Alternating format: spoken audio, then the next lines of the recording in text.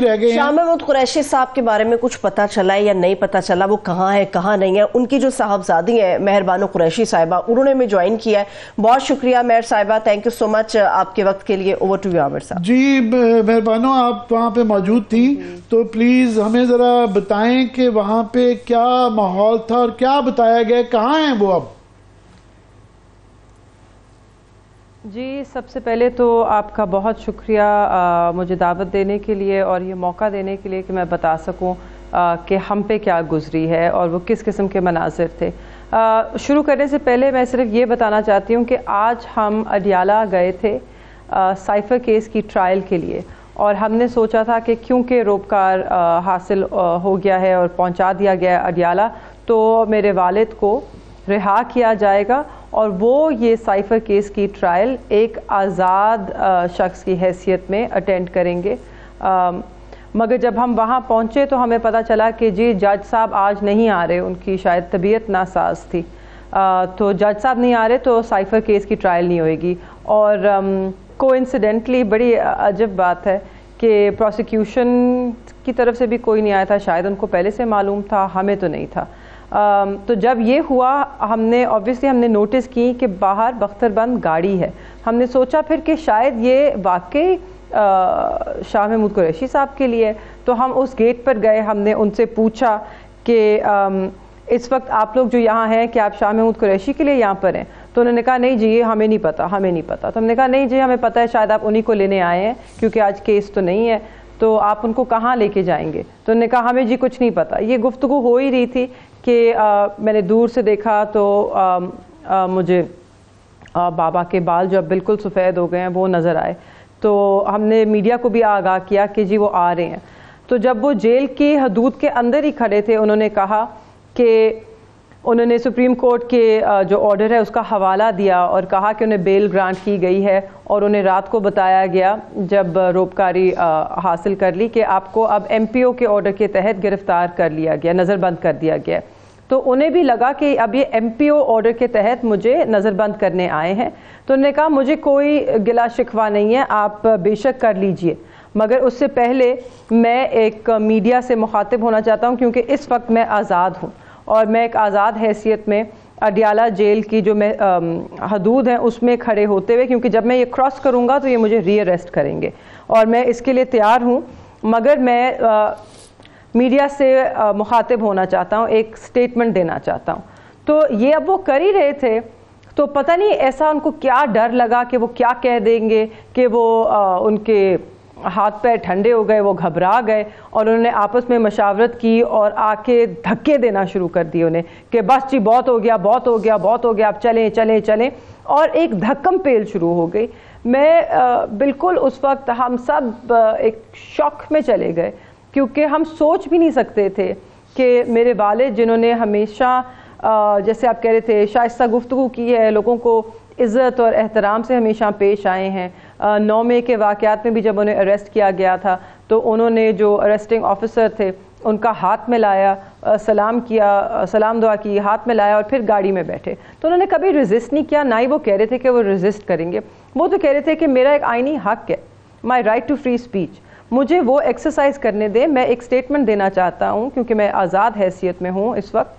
اور اس کے باوجود انہوں نے دھکے دیے، بہت بدتمیزی کی، ہماری دل آزاری ہوئی، ہمیں بہت دکھ ہوا. میں اگر آپ کو سچی بتاؤں تو میں ابھی تک وہ جو ویژولز ہیں ان کو دوبارہ آپ کیا سمجھتی ہیں، کیونکہ اگر کوئی میں دیکھ نہیں سکی ہوں. نہیں یہ سبھی کے لیے تکلیف دہ ہے، جس طرح یہ نہیں کہ کسی سیاسی ورکر کے ساتھ ہونا بھی یہ زیادتی ہے، کیونکہ وہ بیرونی دنیا میں وزیر خارجہ رہے ہوئے ہیں، فیس آف پاکستان رہے ہوئے ہیں، تو ہمارا ایک تمسخر بھی اڑایا جاتا ہے. میں انڈین میڈیا میں دیکھ رہا تھا، وہ بار بار یہ دکھا رہے تھے کہ جی یہ اپنے وزیر خارجہ کا یہ سلوک کرتے ہیں. تو اس کے پیچھے مقصد کیا تھا، کیا سبق کیا دینا چاہ رہے تھے؟ کوئی اتنے یہ جو بھی کوئی کر رہا تھا ان کے لیے بھی میرا تو خیال ہے کہ مجھے سمجھ نہیں آتا کہ کوئی اچھی پی آر ایکسرسائز بھی نہیں ہے، یہ ایک بدنامی ہے اور کیا ہے. تو کیا what was the lesson they were trying to give? I don't know, but it's very funny that you mentioned Indian media اور اس میں بات ہو رہی ہے. اگر آپ کو یاد ہوگا ابھی فرائیڈے کو سپریم کورٹ میں جب ہم تھے اور جب یہ پروسیکیوشن جو ہے سائفر کیس میں بیل کی آرگیومنٹس ہو رہی تھی اور وہ بیل کے خلاف آرگیو کر رہے تھے، تو منصور علی شاہ صاحب نے پوچھا کہ یہ جو 3A ہے یہ کس طرح اٹریکٹ ہوتی ہے، جو آفیشیل سیکرٹس ایکٹ کی 5(3)A ہے جس میں سزائے موت ہے یا عمر قید کی سزا ہے۔ تو انہوں نے کہا کہ جی، انہوں نے کہا پڑھ کے سنائے، تو اس میں لکھا تھا بینیفٹ ٹو اینیمی اسٹیٹ۔ تو انہوں نے کہا بینیفٹ کس اسٹیٹ کو ہوا ہے، کیا بینیفٹ ہوا ہے؟ تو انہوں نے کہا کہ جی ریلیشنز متاثر ہوئے ہیں۔ ٹھیک ہے، متاثر ہوئے ہوں گے، اس کو ہم سائڈ پر رکھتے ہیں، ہم نہیں کہہ رہے نہیں ہوئے، مگر وہ بینیفٹ تو نہیں ہوتا۔ بینیفٹ کس کو ہوا ہے؟ تو انہوں نے حوالہ دیا کہ جی انڈیا میں کچھ اخبارات ہیں، اس میں ہمارا مذاق ہو رہا ہے۔ تو آج میں ان سے پوچھنا چاہوں گی، تو آج جو آپ نے حرکت کی ہے، اس سے تو پورے ملک میں ہمارا مذاق اڑا ہے، اور کیا میسج جا رہا ہے؟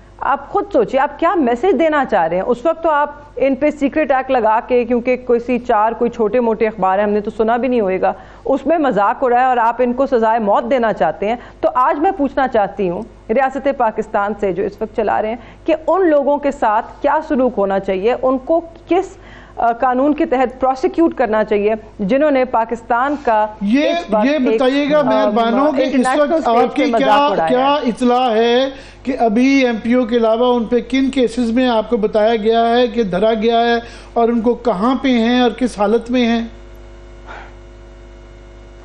تو یہی سب سے تعجب کی بات ہے کہ میرے والد تک کو نہیں پتا تھا کہ انہیں کس کیس میں اریسٹ کیا جا رہا ہے، وہ سوچے تھے ایم پی او ہے۔ ہمیں تو بعد میں پتا چلا کہ ایم پی او تو رات کو منسوخ ہو گیا تھا۔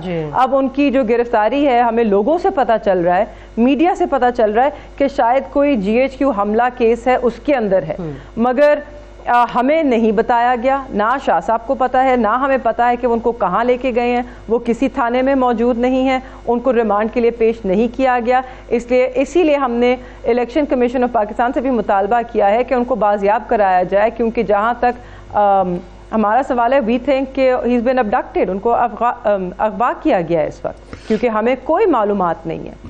جی یہ جو اور اگر میں یہ GHQ حملہ اٹیک کی جو FIR ہے اس پہ ذرا میں ایک نقطہ پیش کرنا چاہتی ہوں۔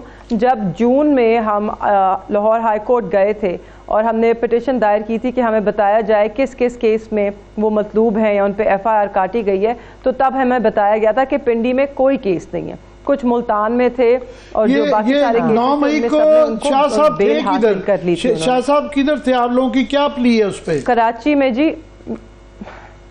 جی میری والدہ آغا خان ہسپتال میں تھی، ان کی طبیعت بہت ناساز تھی، ان کے 2 آپریشنز ہو چکے تھے، ہم اس وقت بہت پریشان تھے اور بہت مشکل وقت تھا، اور میرے والد صرف 9 مئی کو ہی نہیں، اس سے پہلے کافی دنوں سے کراچی میں تھے، کیونکہ اور کراچی میں صرف نہیں، ہم دن رات ہسپتال میں تھے۔ آغا خان ہسپتال اس بات کی گواہی دے گا جو وہاں کے لوگ پریزنٹ ہیں کہ وہ تو کراچی میں تھے۔